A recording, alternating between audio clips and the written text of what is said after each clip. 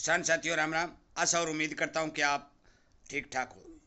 साथियों, मैं आपको आज महत्वपूर्ण खबर बताने जा रहा हूं, क्योंकि लगातार किसान के चोट पर चोट मारी जा रही है और मैं आपको अवगत कराना चाह रहा हूं कि अब मौके के ऊपर किसान के साथ क्या धोखाधड़ी की गई है। साथियों, कुछ समय पहले हरियाणा सरकार ने बाजरा की खरीद सरकारी तंत्र पर 2700 रुपए प्लस से खरीदने की योजना जो बनाई थी, और किसान को उस योजना से खुशी मिल रही थी कि हमारा बाजरा सरकार अपनी खरीद के जरिए खरीद करेगी। आप सभी को पता है कि अब की बार बाजरा की खेती को भारी भरकम नुकसान हुआ है। बरसात से गलाव बहुत ज्यादा हुआ है, क्वालिटी बहुत डाउन हुई है, सिटियों के अंदर कीड़ों ने बहुत किसान को मार मारी है। सभी बातों को देखते हुए आपको मैं बता दूं कि महेंद्रगढ़, भिवानी, जींद, हिसार, बहुत से क्षेत्र के अंदर जो बाजरा के किसान हैं, साथियों, उन किसानों के साथ कलेक्टिव सरकार ने धोखा किया है। सच्चाई बोलना कोई दुख की बात नहीं है, यह सच्चाई है। क्योंकि इस आपदा की घड़ी में किसान के घर आज एक अनाज का दाना नहीं है, खेत में अनाज सड़ रहा है, किसान के ऊपर बैंक का लोन भरने के, ब्याज भरने के भी पैसे नहीं है। सरकार को चाहिए था कि किसान का एक एक दाना सरकारी योजना के तहत एमएसपी पर खरीदा जाए। एक साल के लिए किसान कार्ड जिन किसानों का है उनका ब्याज माफ किया जाए, एक साल के लिए रिकवरी रोकी जाए, बैंकों को आदेश दिया जाए भी एक साल मत वसूली कीजिए। परंतु सरकार ने ऐसा नहीं किया। सरकार ने एक पोर्टल जारी कर दिया क्षतिपूर्ति नुकसान का। किसान भागा भागा जा रहा है, पंजीकरण करवा रहा है, क्षतिपूर्ति करवा रहा है। एक पोर्टल जारी कर दिया कि 7,000 से 15,000 प्रति एकड़ का मुआवजा देंगे या नहीं देंगे वो आगे की बात है। परंतु आज सरकार ने जो काम किया है वो काम साथियों सराहनीय नहीं है, क्योंकि सरकार ने बाजरा की खरीद को भावांतर भरपाई योजना के अंदर शामिल कर दिया है। अब जो बाजार में भाव मिलेंगे और जो शेष पैसे बचेंगे एमएसपी से और बाजार भाव के जो गैप के पैसे होंगे वो सरकार वहन करेगी। परंतु ये पैसे देगी कब, इस बारे कोई डेडलाइन जारी नहीं की गई है साथियों। क्योंकि सरकार का 200-400 रुपए प्रति क्विंटल का जो बाजरा भाव का गैप बाजार और एमएसपी का दिखाई देगा,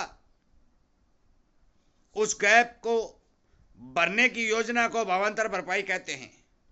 सरकार की एक नीति है कि आप बाजरा यदि 2400 रुपए बाजार में बेच रहे हैं तो 300 प्लस रुपए हम आपके खाते में सेंड करेंगे। साथियों, मैं बता दूं कि बाजार के अंदर बाजरा को औने पौने दाम पर क्वालिटी के नाम पर घसीट कर खरीदा जाएगा। कोई दो राय नहीं। मैं आज सिरसा गया था, सिरसा की अनाज मंडी में गया था, वहां देखा था कि किसान जो ग्वार ले आ रहे थे वो ग्वार बिल्कुल चापड़ बन चुका था, उसके अंदर गुड़ी नाम की कोई चीज नहीं थी, इक्का दुक्का दाना सफेद दिखाई दे रहा था। और वो ग्वार 2800 और 3,000 रुपए के अंदर बोली करके किसानों से छीना जा रहा था। साथियों, यही हाल बाजरा को होने जा रहा है। मुझे बहुत खुशी हुई थी, मैंने रिपोर्ट वीडियो के माध्यम से किसानों तक पहुंचाई थी कि अब की बार इतनी भारी भरकम फसल नुकसान को देखते हुए किसान का ध्यान सरकार करेगी और बाजरा की खरीद एमएसपी के ऊपर संपूर्ण रूप से दाना दाना खरीदेगी और समय पर सरकार किसान के खाते में पैसे डालेगी, ताकि सरकार द्वारा दिए गए पैसे का किसान सही इस्तेमाल करके अपने खाद और बीज की खरीदारी करके अगली फसल बुआने की तैयारी करे। परंतु ऐसा नहीं हुआ है। अब भावांतर भरपाई योजना की ओर धकेल दिया गया है। अब उठाओ पर्ची, जमा कराओ बिल, काटो चक्कर, और अब सर इधर से उधर कागज फड़फड़ाने और कंप्यूटर के ऊपर उंगलियां दबाने में जुट जाएंगे। पैसा कब आएगा, कितना आएगा, इस बात का किसी को पता नहीं। साथियों, ये योजनाएं जो सरकार को राय देने वाले आदमी जो किसान के बेटे हैं, जो कहीं न कहीं किसी खेती किसानी से जुड़े हुए हैं, उन्हें यह सोचना चाहिए कि यदि आप भावांतर भरपाई योजना के तहत बाजार में उतर रहे हो तो फिर आप बाजरा खरीद के बाजार में बेच दो। यदि आपको भरपाई करनी है तो आप एमएसपी के ऊपर सरकार का बाजरा खरीद लो, और उसी बाजरे को यदि आप बाजार में बेचोगे तो जो भाव का गैप रहेगा वो गैप सरकार वहन कर लेगी।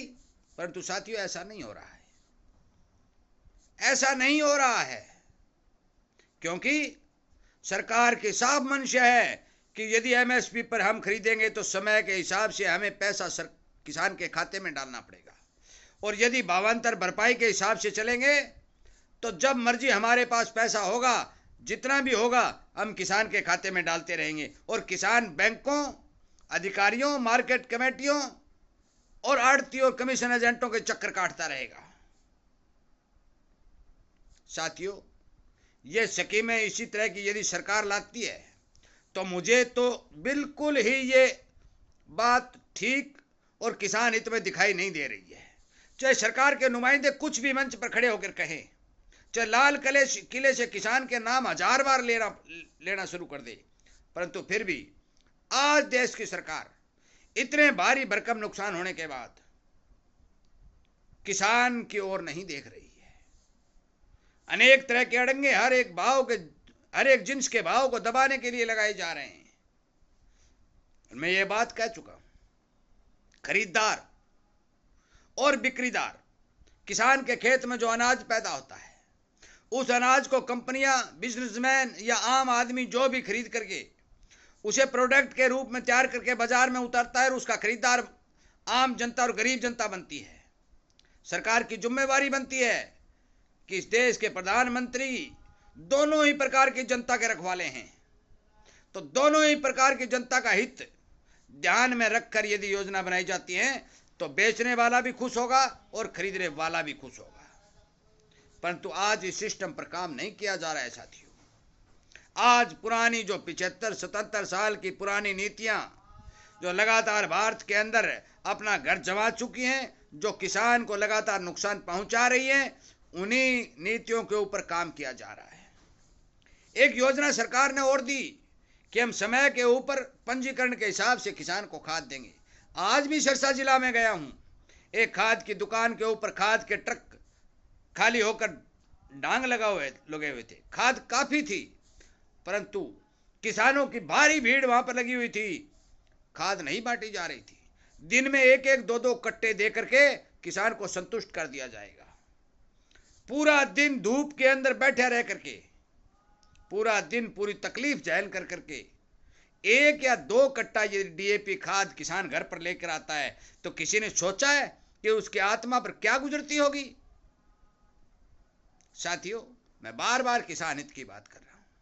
मैं आपसे विनय निवेदन प्रार्थना करता हूं कि आप इस चैनल को सब्सक्राइब करके इसके साथ जुड़िए, अनेक किसानों तक शेयर करिए, सरकार तक अपनी बात पहुंचाइए। हमारे भाई बंद रिश्तेदारों जो सरकार के नुमाइंदे हैं उन तक ये बात पहुंचाइए कि कृपया करके सीधी और सरल नीति बना करके किसान का अनाज खरीदा जाए।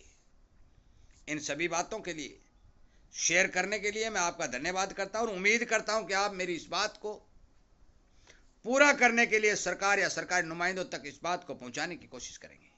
जय हिंद।